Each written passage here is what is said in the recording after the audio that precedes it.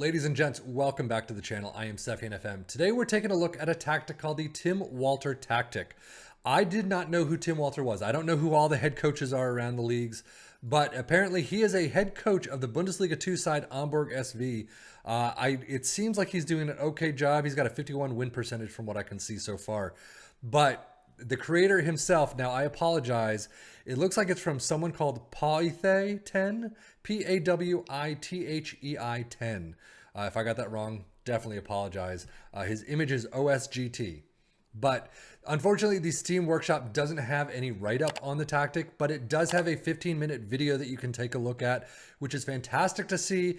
Even if you don't do the write-up in the description aspect or have any comments or talk about the tactic in the comment section, it is great to see that you actually put some documentation in YouTube form behind the tactic that you're creating. So many times we're not seeing that, which is why I hesitate to cover these kind of tactics, because there's just nothing with them. It's just a name, and that's really it. But putting the YouTube video in there is fantastic. And it's a really well done video. Unfortunately, it's in German. I don't speak German, so I don't understand what it's saying, but you can slightly follow along with what he's doing, how he created it and how he's running it. So definitely take a look at it when you get a chance. But we start out with a sweeper keeper in attack, wing back on the left in support, an inverted wing back on the right in support, ball playing defenders in defend, a DM in front of them in support, an advanced playmaker, in attack, and a box-to-box in support, inverted winger on support on the right, and a regular winger in support on the left, with a complete forward in attack up front. Mentality is positive, in possession, attacking width is fairly narrow, passing directness is shorter, tempo is standard, mix crosses, work the ball into the box, be more expressive, in transition, counter press, hold shape, and then distribute to the center backs and take short kicks.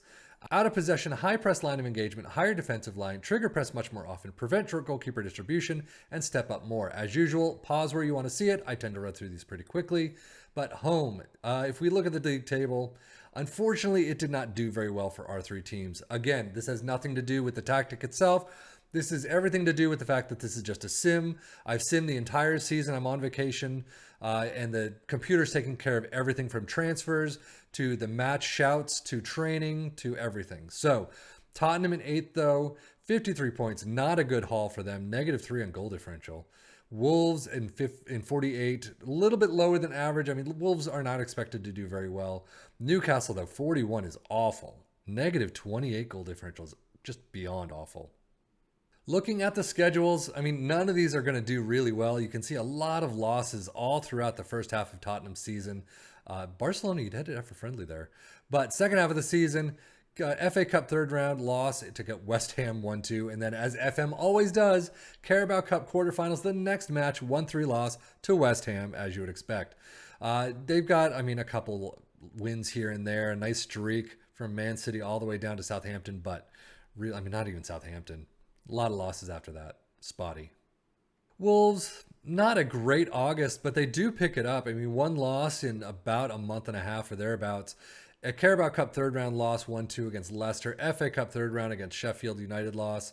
Not a great one there, definitely. Not a great run all the way through. You do pick it up slightly, but it's incredibly spotty. Newcastle, you do kick the crap out of them 5-1, and Tottenham 1-4. And then Newcastle themselves, incredibly spotty with a lot of just bad runs. You got 9 points here. Manchester United do win 3-2, which is a nice one. But look at those losses all over the place. Carabao Cup third round, 2-2 against Man City in penalties loss. 0-2 in the FA Cup third round against Bournemouth. Just overall dreadful.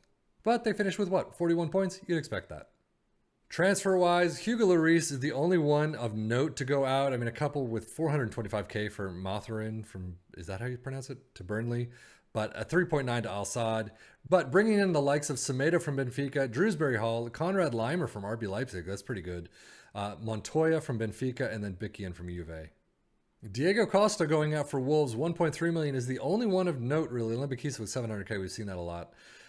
But you're bringing in Chiquinho from Benfica and Ricardo Fernandez from Estoril Praia for 105k. Really spending the money there. Newcastle not getting rid of anyone really of note and only bringing in Alex Scott, Andrew Fisher, and Tony Weston. Squad wise for Tottenham, appearances, Son, Romero, and Porto, as you would expect. I mean, Kane's not up there, though. Kane is up there on the goals, though, with 24, 15 for Son, Porto with only 4. I mean, it drops dramatically from there. Assist wise, wow, that is just awful. As is average rating, Kane was 708. Wolves, I mean, not really doing a lot better. Appearance-wise, you get normal, general averages. 17 for Cunha for goals, though. That's pretty nice, but then all the way down to 5 for Neves. Assist-wise, 6s, 5s. Wow, that's just really awful. And then average rating 717 and 714 are your only greens. And I guess that's a good thing you kept Traore this time around. Usually you sell him off to Tottenham, but he helped you keep it up in the league a little bit at least. Newcastle, not really any different. Nick Pope with 41 appearances. I mean, still not too bad. But goals, Isaac with 14, just awful for him. 7 for St. Maximin. Assist-wise, no one above 6. That's just hurtful. 7-10 for Jamal Lewis and 8 appearances off the bench, and that is it. Isaac with 7. Doesn't get the green, though, but generally not great at all. As I usually say, if you have a stronger attack than your defense, and you still have a fairly good defense, you're going to rise in the table pretty nicely. This time around, all right in defense, fairly poor in attack. As you can see, these attacking numbers are not good at all. Yeah, and that's why you find yourself pretty low in the table. And that goes for each team. You're generally all right in defense, fairly poor in attack. And if we take a look at Newcastle, actually good in defense. Your fouls per game is pretty high. Only okay in attack. So it's kind of funny how it's raised slightly from the other teams, but man, you're all the way down in 16th. Premier League stats wise, you've got a smattering here and there. Nothing in goals, fewer shots against, put in possession. You got some dribbles made, you got Newcastle. But overall, there's not really anything spectacular. There's nothing to write home about. There's nothing that you can say, this is where we excelled, unfortunately. Most goals, you do have Kane with 20 and Cunha with 17. Might be a downturn in the league for goals this season. Most assists, nobody. Player of the match, you got a lot of them, but 6 is definitely on the average side. Best pass completion, Romero is up there every now and again. St. Maximin, though, with most dribbles made, okay, I'll give you that. But tackles 1, Maximin and target. But, I mean, overall, nothing for key passes. Most shots, Isaac. 111 and only got, 16 goals or 14 goals?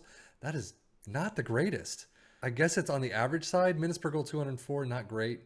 But overall, the tactic just didn't work in this instance. Nothing against the tactic, nothing against the tactic maker. In this specific instance, it just didn't work. It gives you a slight idea.